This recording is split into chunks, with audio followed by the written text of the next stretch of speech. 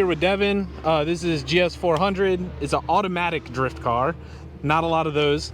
How much did you, all right, let's start from the beginning. How much did you get this thing for? I got this good unit. I went on Facebook at 5 o'clock in the morning on my way to work, and I seen old girl listed for $1,500, and I went out there and scooped her up for 14.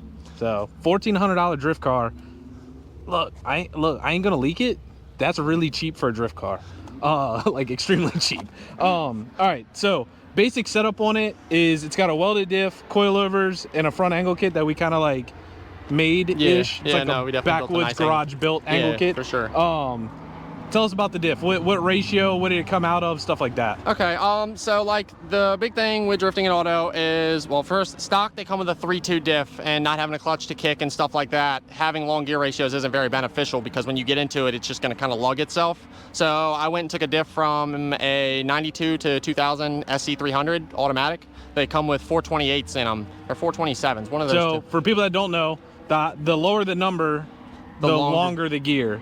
Correct. The higher the number, the shorter the gear. So when you put a shorter gear in it, you're essentially giving your car horsepower, is essentially what it feels like. Yeah. So that's kind of what helps me out a lot in this situation. I have a 4.2 diff along with a with Battle Version. Rip them. They were a great company. One of the few that made stuff for us. I have Battle Version's rear solid diff bushings and Sicky's front. Shout out my homie Daniel, who I bought the diff from. He gave me the Sicky's out of there.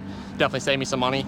But the 4.2 with that whole setup of solids definitely was a very big game changer from the stock 3.2 because it's just a little bit too long. This car is not a powerhouse. I mean, they make a little under 300, or I think they make like 275 or so it's probably 240, 250 wheels. Like, they're not powerhouses, so you definitely got to try and get everything you can out of them because going aftermarket, you don't really have a whole lot, or you're going to spend a lot of money. So you kind of got to get as much cheap power as possible, and that's one of the things that will give you a little bit of bump. Speaking of cheap, what coilovers are we on? Oh my gosh, I forgot what brand these were. I remember when I looked them up, I only found them listed for IS300s, and the dude I got it from, John, shout out John, he had a NAT IS300, and I have a believing that he was taking the parts from his car and putting them on this car because he had a nice car and poop car. Yeah. So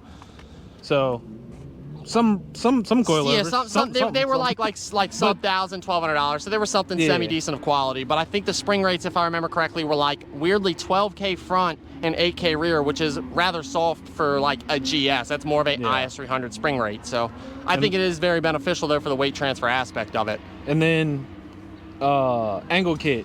Tell us about that a little bit. All right, just a little bit. Yeah, I don't want to leak the whole sauce just because my man's over here be making them, and I don't want to take from his business. But a company makes an RCA, and we pretty much put the RCA in there, and he just came up in here and chopped a little bit of stuff up and welded it all together and changed some little tie rods and whatnot, and that was crazy. So another crazy story. I drifted this car stock angle for about a year, and I think that's what made me just a really good driver in general, was just only having left foot braking and stock angle, so you had to be very sharp and on your P's and Q's. Yep.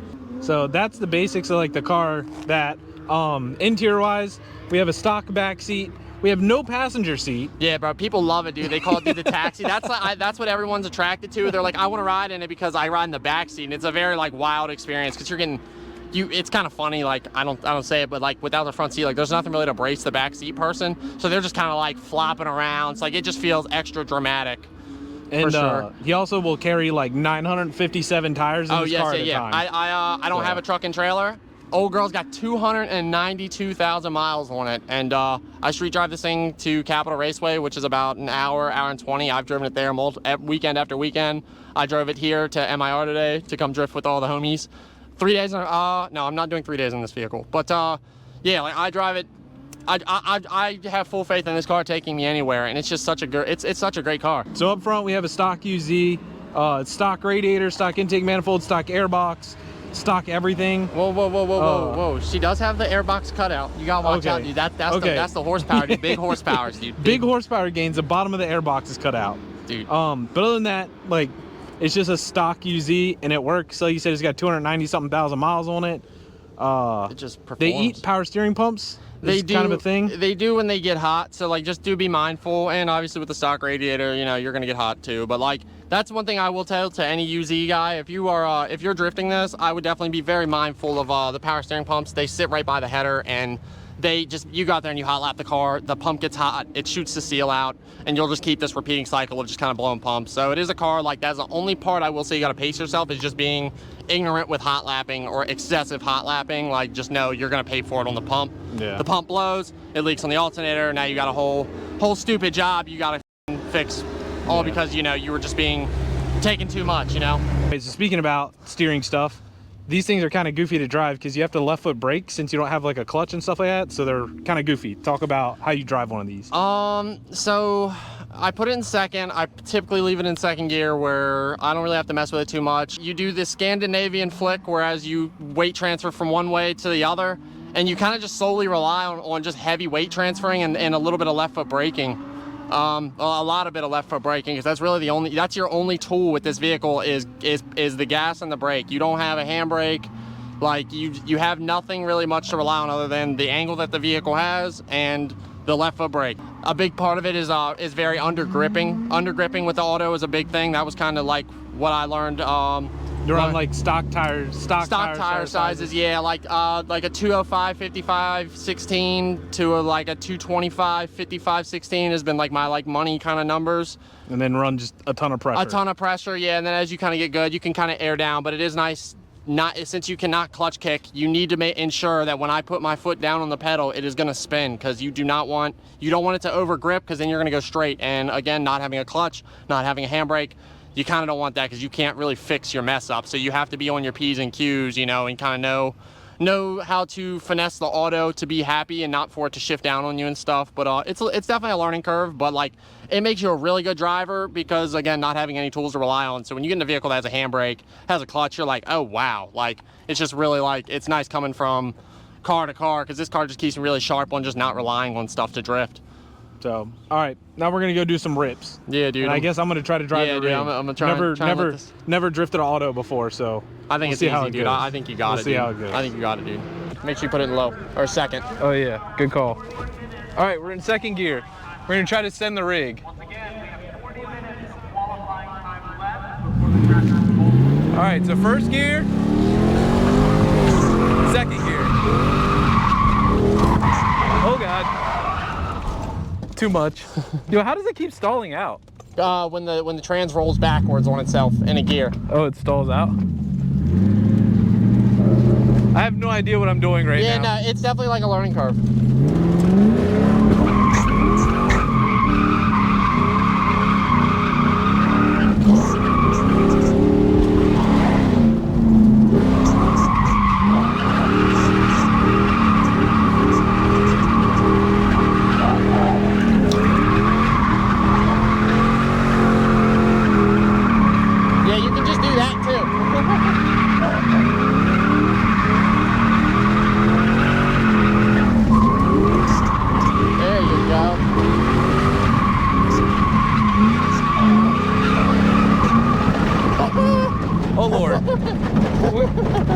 It's just the tire, good.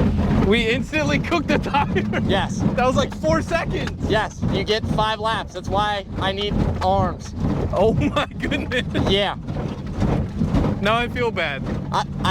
That's why I put them on the car, because I knew that I was gonna. I just gave you a set of tires. So I was like, just run these. Yeah. So rate your V8 automatic experience, dude. Big Lexus, dude. It's definitely interesting. It is way different. It's, I don't want to say it's harder. But it's different. It's different finesse. It's a whole finesse. It's like a whole different, like, it's just a whole different way to do the thing. Yeah. And it definitely, I could see how people would struggle to do this, but then after you get it, so like towards the end before the tire popped, I felt like, I was like, okay, I got it now. Yeah. Because you just got to learn how to like ride the brake ever so slightly. And keep it in that fine spot in between like the throttle, because if you mash all the way on it, you'll feel in the throttle, it'll kick you down sometimes if you're going slow enough. Yeah, so I was just like left foot braking and like, wham, wham, wham. Yeah. And then like, I was kind of like, playing with the gas and the brake, not flooring it, but like playing with it in the big You never really floor it. You floor it rarely, but you get close to it. You edge the floor all the time. Yeah. and then we instantly popped the tire. And Yeah. I think I was out there for like maybe a minute. Yeah, go Andy, dude. My bad, dog. No, I fully accounted for that. I was just like, bro, take a set of tires, bro. All right, that was fun. Yeah, dude. This Hell was very, yeah. very interesting. Yeah, bro. Good job, man. Oh no. Oh, Oh no. Oh, dude, hold on, bro. We got a self tapper, dude. We killed the rig. Dude. Dude, do you think they're gonna total this thing out? Dude, no way. No way. I caused all this damage to this car. We'll figure it out. Yeah, the tires literally. The tread is laying somewhere out there. This tire's actually about to explode right now. So yeah. Definitely interesting. If you want to drift an auto car, it's an experience. All right, we're doing a rip in Devon's GS400. We're riding in the back seat because there's no passenger seat. Automatic. It does the thing.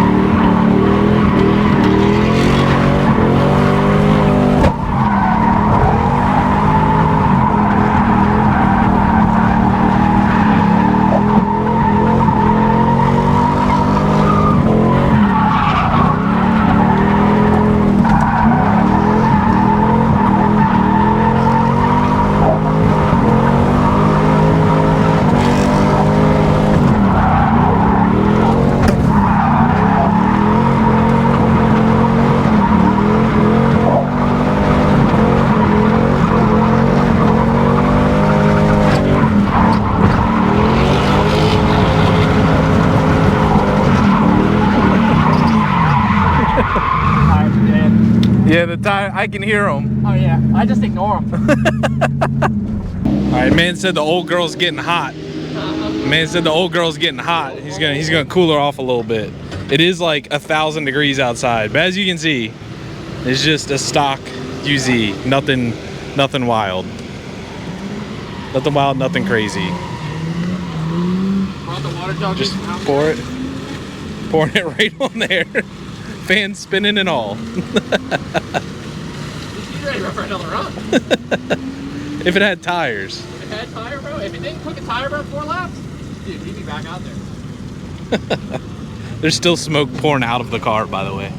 I don't know if you'll be able to see it on video, but